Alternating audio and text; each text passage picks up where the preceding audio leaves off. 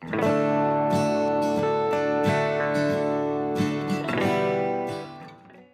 afternoon, everyone. Welcome to Nitya Roundup January 2022 edition. We hope all of you are safe and healthy, and we wish you are working from home only. At least all of us have shifted uh, to our home, so you'll see a different background on our screens. So with this, we start our today's webinar, and this is a first roundup edition for 2022. And in last month, there have been many legislative changes, favorable board circulars, and many important rulings which have come, which we'll be covering today. And with me, my colleague Ayush is there, who is a senior associate in our firm. And after covering the content, we'll be having live Q&A where you can unmute yourself and ask your questions. But we only restrict you, please restrict your questions to today's webinar only and not for any other topics. So with this, we start our today's session. Over to you, Ayush. Thank you, Puneet. First of all, a very good afternoon. Wish you all a very happy new year and hope you all are safe and healthy. So today's webinar, we have divided into various segments. First of all, we'll be covering the recent changes, moving on to the news which has made headlines.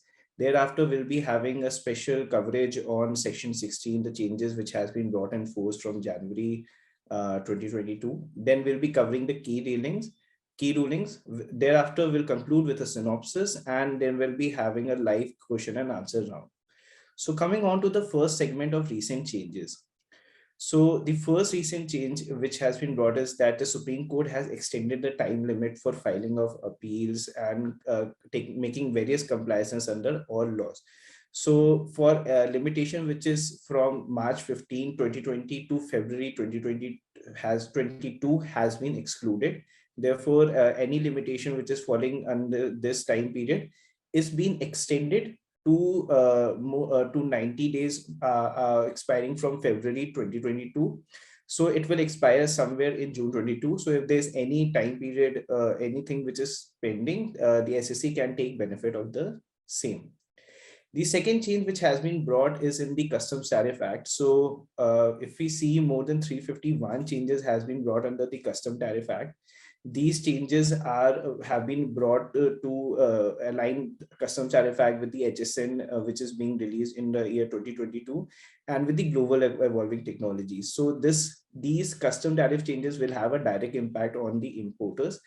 These changes will also has a nexus with the GST exemption. So it is advised that to all the importers to check the relevant changes which has been brought and to see whether the same affects them or not. Moving on, there was a recent instruction which was issued by CBIC on the Westinghouse judgment. So this Westinghouse judgment came somewhere into 2021. In this, the issue was regarding the classification of relays. So basis the sole and principal use, the Supreme Court held that the relays merits classification under Chapter 86 instead of 85. This was on the basis of Note 3 to Section 16, and they overlooked Note 2. Basis this, there were many investigations which has been initiated by CBIC against by the department against the automotive industry. The automotive industry the department was of the view that all the products merits classification under Chapter 87. They were not understanding that what has been provided under Note 2 and Note 3. So the various representation was filed before CBIC to clarify on this issue. On the basis of that, they have issued these instructions. So what these instruction has said is that the Supreme Court judgment is very fact specific.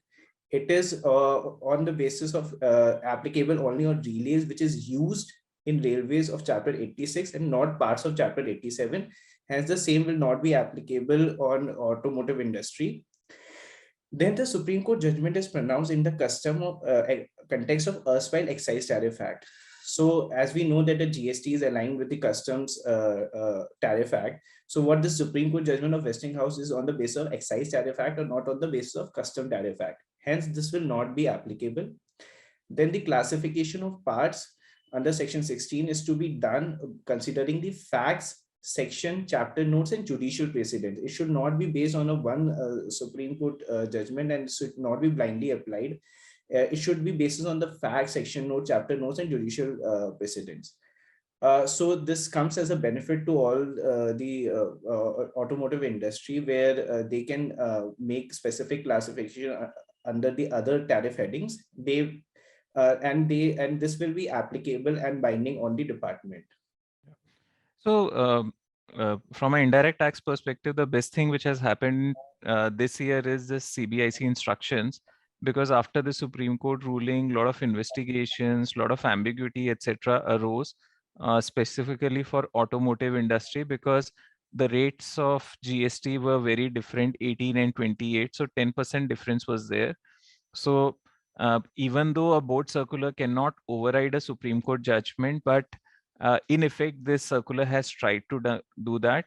But being a favorable circular, and circulars are binding on authorities, so authorities have to go by it. So we hope that those set of disputes and investigations against auto parts manufacturers will come to a rest. Having said that, the general applicability of Westinghouse has been ruled out by this circular now, but there are some part-specific disputes which auto parts, like be it the fasteners, instrument clusters, etc., they are facing. They are still likely to continue because those were not based on Westinghouse ruling, but other Supreme Court rulings. That said, the issue still arose that if there are parts of railways, be it relays or other parts, etc., whether Westinghouse will still apply or not. In our view, it should not apply, because the main point clarified in this circular is that the classification has to be done as per section note, chapter notes, HSN, etc. So those will continue to be followed. So yeah, but there are still certain parts where, say, railway parts in general attract 18%, say air conditioner of railways may attract 28%. So there will be still parts who can still come under dispute, which we need to see in the times to come. Otherwise, a very favorable and forward-looking instruction. Thank you, Puneet. So in this regard, our partner Deepak Suneja has recorded a detailed video that the same is available on our YouTube channel. You can access the same to understand the applicability of these instructions. The next change is regarding the taxability of transaction between association and members. So this was a long legacy issue, whether the transaction between association and its members is liable to be GST is required to be paid on the same or not. In this regard, the section 7 has been amended, and now the GST will be applicable on any transaction between association and its members, as they are deemed to be two separate persons. Now section 75 has been amended, where it has been said that or if there's a difference between GSTR 1 and GSTR 3B, then a recovery can directly be made under section 79. The procedure in terms of section 73 and 74 is not required to be followed. That is, the no show cause notice and order, no show cause notice required to be issued. However, there has been a recent instruction which has been issued in this regard. So the issue might arise whether show cause notice is required to be issued before initiating any recovery or not. These instructions have very specifically clarified that even though section 73 and 74 is inapplicable, however, there might be various reasons because of which might be difference between GSTR 1 and 3B. In those cases, the department is required to issue a notice, follow the principle of natural justice, and after that only they can initiate recovery in terms of section 79. So this comes also as a favorable instruction in favor of the SAC. Moving on to the next, the date of annual return has been extended to February 28, 2022. Now this comes with its own set of implications, where if the period of limitation is computed from the date of filing of the annual return. So suppose like for 1718, the last date of filing for annual return was February 2020. Hence, the normal period of limitation, if counted, will be 27 months from the date of filing of annual return. It will come to November 2022. And the extended period will go up to August 2024, which is 54 months from the date of filing of annual return. Similarly, for 1819, it will be normal period will be September 2023 and extended period will be June 2025. For 1920, the normal period will go up to December 2023 and the extended period will go up to September 2025. For the last financial year, if annual return will be filed on February 2020, the normal period will go up to November 2024 and the extended period will go up to August 2026. So the purpose of putting this table was that many of you might be undergoing departmental audits, etc. And we want to put across the point that unlike our excise and service tax laws, where limitation was counted from date of monthly or half-yearly return, under GST, the limitation for issuance of show cause notice is counted from date of filing of annual return.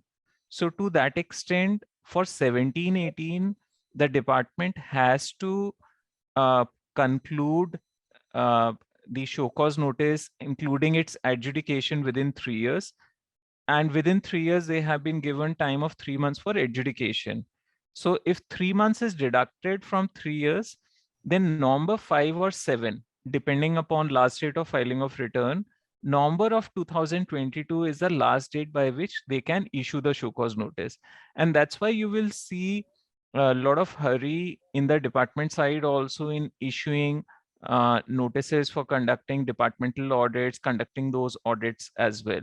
So plus being first year of GST, we need to see whether the approach of departmental authorities continue to be same as it was there under erstwhile regime or not.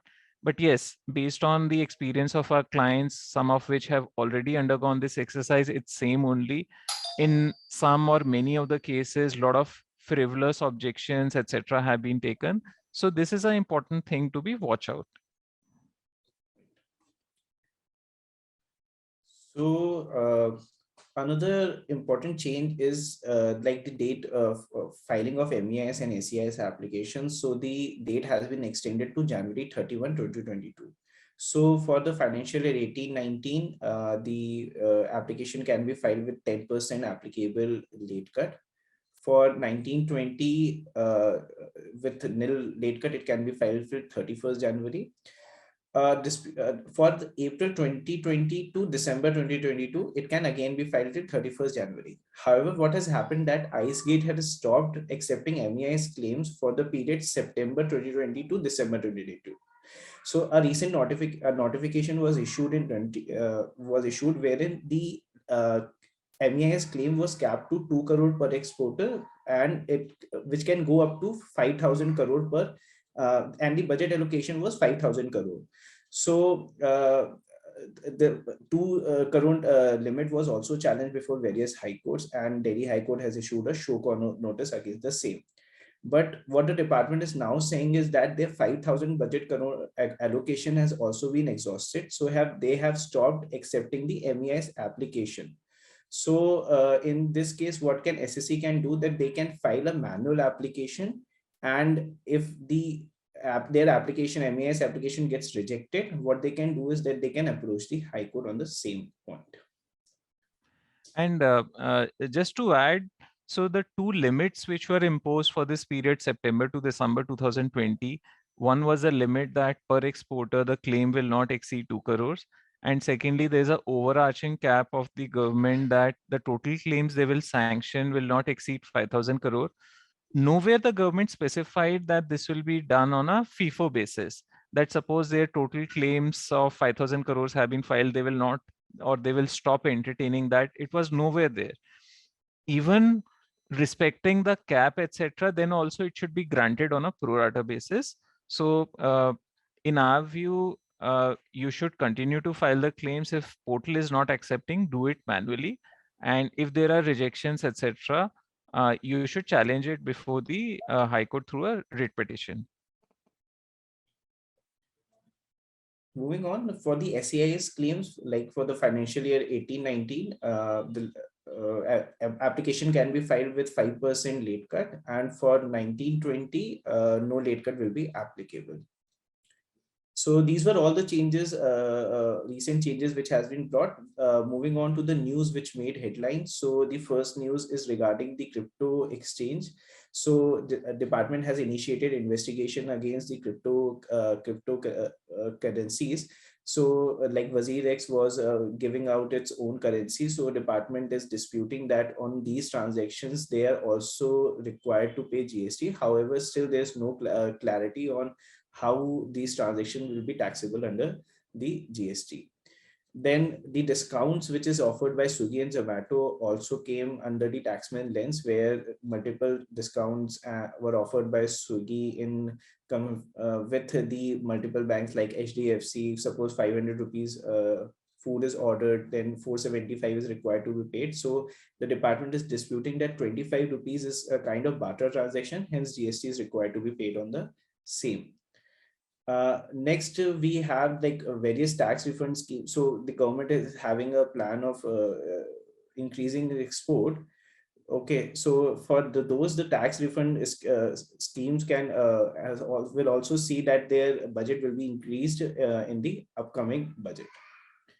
Now moving on to the concept of matching with GSTR 2B. So we have run a poll with the question that whether there is a requirement of matching GSTR 2B and 3B, which will be implemented from December 2021, and whether it will be applicable on invoices which are issued in December 2021. 48% people answered yes, it will be applicable. 48% answered no. So let's examine the provision and see whether the same is applicable or not.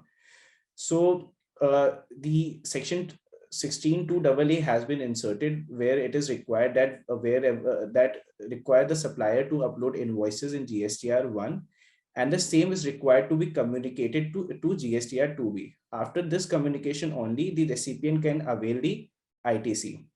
Now this change is effective from January 2022. Now the applicability of the amended provision, we have to examine that what is the position till December 2021. So till December 2021, the ITC was allowed to the extent if there's a difference of 5% between GSTR 2 and GSTR 3B. Now this cap has also been removed. Now it requires 100% matching. Now the question which arises is that what will happen for the invoices which are issued prior to January 2022, that is the invoices which is issued in December and November. In our view, this provision will not be applicable to invoices which has been issued in December and before that, for the reason being that the ITC becomes available on the date on which invoice is issued and the goods are received. All those conditions which are provided under section 16, other conditions are only procedural in nature and they cannot affect the ITC. So the law will be applicable as on date and not the new conditions which has been introduced afterwards. Now, what will happen for the invoice which are issued post January 2022? The issue which may arise is that there may be few invoices which are not uploaded by the supplier and no tax has been paid to the government. Then can this condition be challenged? In our view, yes, this can be challenged. Like this happened in the case of Arise India, where the similar condition was there in the under the VAT regime. There, the challenge was done before the Delhi High Court. The Delhi High Court read down this condition and held that the recipient cannot ensure whether those invoices has been uploaded by the supplier or not, and this condition cannot be made applicable on the recipient. However, there's a negative ruling in the case of Mahalakshmi Cotton, where the Bombay High Court held this condition is valid and it is required to be, and ITC can be allowed when the tax has been paid to government. However, there's one important ruling in the GST regime, that is in the case of DY Bethel Enterprises. There, the ITC was denied to the recipient on the ground that invoices has not been uploaded by the supplier and no tax has been paid to the government. The High Court directed the authorities to first initiate proceedings against the supplier, and only after that they can move against the recipient. If multiple provisions has been provided where they can initiate proceedings against the supplier and recover the tax. So this is an important ruling where on basis of which the provisions can be challenged. So this is a very important change which has happened from January 2022. So if we step back, when GST was introduced in July 2017, we had a condition uh, for availing ITC that supplier should pay the tax. If we examine the legality of that condition, in our view, that condition should only apply where the supplier and recipient are hand in glove. Otherwise, in all bona fide cases where recipient has received the goods or services, he has made payment to the supplier, including GST, etc., then recipient should be entitled for credit, notwithstanding whether supplier has paid the tax or not. So in our view, to that extent, the condition under section 16 should have been read down. This is duly supported by different High Court rulings, including Arise India Delhi High Court ruling, where similar conditions under VAT statutes were challenged, and those were held that those will not apply to a bona fide recipient. The only adverse ruling in this case is in case of Mahalakshmi Cotton, which in our view does not lay down correct legal position. Now, going forward, from a GST return perspective, firstly, a GSTR1 is filed by the supplier. Thereafter, it appears in 2A or 2B. Thereafter, the supplier deposits a tax. So one can say that what was the need of bringing this condition as to whether supplier has uploaded the invoice or not, if you have put the subsequent act of payment of tax itself as a condition. So if the law says that the recipient will be entitled for credit only if supplier has paid the tax, it means supplier would have filed 3B. Supplier cannot file 3B unless he has filed GSTR1. So to that extent, the question arises whether this condition was needed or not. Leave aside that. In our view, the bona fide recipient will still be protected in future despite this condition. In other words, in future as well, applying same rationale, same High Court rulings, if a recipient has received goods and services, he has made payment of tax to the supplier, he will be entitled for ITC even if the supplier does not upload the invoices. That said, yes, these are positions which will be litigated by department, which will go to the courts. So in our interest, those will be best served that we take credit only if the supplier has uploaded the invoices. If he has not uploaded, we immediately take up with them. And if we are not able to do that, yes, then we can take an extreme position that we claim ITC and we fight for it. Second point is that this is a substantive condition which has been introduced. In any case, it was not part of the CGST Act prior to January 2022. So it will be treated as prospective only. So that also indicates that earlier, whatever restrictions were there under Rule 36(4), etc., those did not have any sanctity of law. And even if for the past period invoices were not uploaded, etc., ITC would not be affected. It will continue to be available.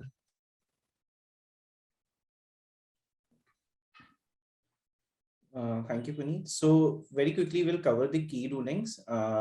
So first key ruling is in the case of Aap and Company. So the Gujarat, so the challenge was done before the Gujarat High Court, whether challenging whether that GSTR 3B is not a return.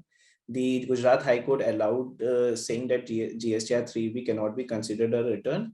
However, after that, department filed appeal before the Supreme Court. Supreme Court, basis this Bharti Airtel judgment, allowed the appeal and said that GSTR 3B will be considered as a return. In our view, in this ruling, it was not required to rely on the Bharti Airtel judgment. There was a retrospective amendment which was made, basis that GSTR 3B will be considered as a return. Next ruling is in the case of Meritus Hotels. The order in this case, the order was served on the manager of the company. the manager failed to communicate it to the management. They applied for the certified copy in November 2019. Thereafter, they tried to file an appeal, which was rejected. Then the order was uploaded on the portal on January 20. They tried to file the appeal, but the appeal was time-barred, hence it was rejected. Then they approached the Supreme Court. Their contention was that the period of limitation should be computed from the date of uploading the order on the portal instead of service through email. The High Court held that the statutory time limit for filing of appeal is to be communicated from the date of service of order via email and not from the date on which it was uploaded on the portal. And on this ground, the writ petition was dismissed. In our view, what it has been held on section 169 about the mode of service, the High Court is correct. However, we have to consider that in terms of Rule 108, the only mode for prescribed for filing of appeal is online, and no other mode has been prescribed. For filing of appeal, order is required on the portal. If no order has been uploaded on the portal, then no appeal can be filed. However, the High Court failed to take note of this fact and incorrectly dismissed the writ petition. When no appeal can be filed without uploading of the order on the portal, then no appeal can be filed in those regard. In this regard, there's a favorable judgment in the case of Gujarat State Petronet, which held that the time limit is to be computed from the date of filing of the order on the portal. In our view, Gujarat State Petronet is correct and Meritus Hotel on this point is incorrect. There's another recent ruling of tropical beverages where on a similar issue, on an issue where the appeal was filed, the appeal went to the central government instead of the state authorities. So the state appeal was rejected. They filed when they came before High Court. High Court issued directions condoning the delay for filing an appeal and held that if appeal is filed before the wrong forum, taxpayers should be informed by the department. Next issue, next key ruling is in the case of Hero MotoCorp. So in this, the issue was classification of toothed wheels and chain sprockets, whether same met its classification under chapter 8708 or chapter 8483. So in this case, the tribunal held that these products are specifically falling under chapter 8483.